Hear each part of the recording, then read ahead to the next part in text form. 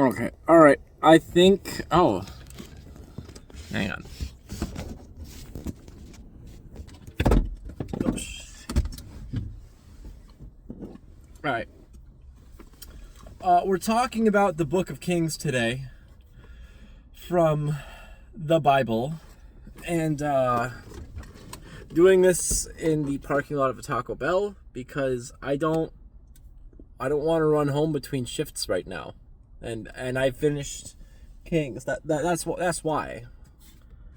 Man, reading this Old Testament in the Bible, it's kind of like playing a game of Jenga with someone that you know is going to knock over your Jenga tower like on purpose, and you keep on building up your Jenga tower again, and you know they're gonna knock down it again on purpose, and you do that all the way back and forth until your son comes in and tells them, hey, well, no, because that's New Testament stuff, I guess, but like Old Testament, man, it's because it always starts off great, right? At the end of each book, they give you a glimmer of hope. You know, they give you a little bit of hope that, oh, these Israelites, they're gonna learn. They're gonna learn not to be like the Canaanites. And every single time it gets as bad as it was in Canaan. There's idol worship.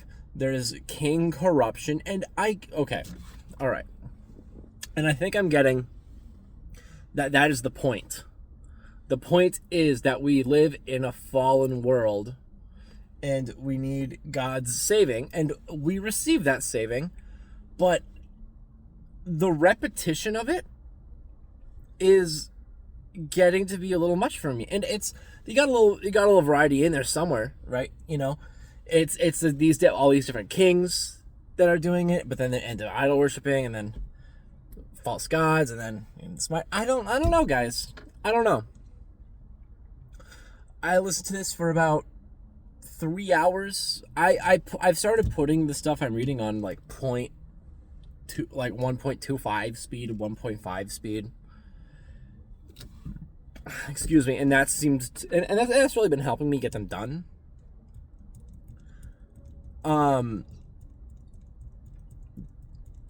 But when it comes to these biblical epics, like I'm doing the Iliad and doing what else did I do? I did the Iliad and I did Gilgamesh. Gilgamesh was fine. That was a perfect break. The Iliad was a bit long. The Iliad made me realize, okay, I should really go back to the biblical epics now because those were shorter. But now I'm remembering why I wanted that break in the first place. So I think I'm going to go right into the next two. Because, I think after Kings, I have Chronicles, Daniel, Job. I know Daniel and Job are short ones. I'm actually really excited for Job. I'm excited for Job because I know that's a very different story than being about the collection of Israel. And that's what again, this is what I'm saying. I said this about the Iliad, but I think it's really starting to lose some of its focus as a story.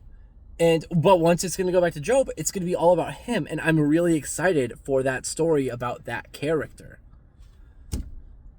So I don't really know, guys, but like, again, I'm not going to rate it because this is a biblical story. But did I enjoy myself with Kings? Not necessarily. I think King Solomon had some good parts, but like, after I got done with that, I was kind of like looking around, like, all right. I'm like listening to. I think I need to focus a bit more when I read things. I think I might need a little reading break altogether. But I also feel like I'm on a really good streak of uploading videos. So I don't really know. I really don't know. Yeah, but that's the video. It's less of a review and more of a checkup. Like, hey, I did Kings. We'll cross that off my list, and then I'm gonna go to the next thing soon. But I mean, that's what it ended up being. I don't have that much to say about it. All right. Peace out.